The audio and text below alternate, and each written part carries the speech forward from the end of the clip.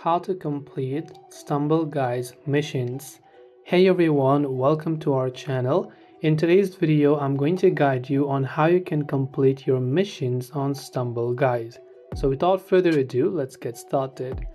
Basically, to complete missions in Stumble Guys, you must follow up with the dedicated daily missions tab. So after you open the game, and this is the interface, if you look towards the bottom left hand side, you can see this icon that says missions.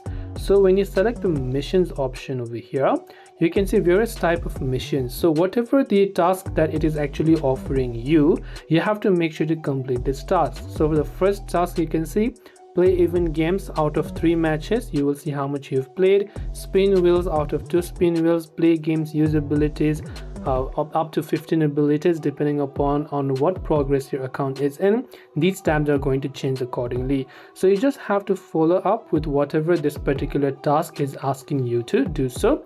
And as and when you keep on completing these missions, you'll be able to claim your prizes along with the missions as well. And this way you can complete missions on Stumble Guys. Hope this video helped you out. If you have got any questions, feel free to leave them down below. Thank you for watching and see you soon as always in the next video.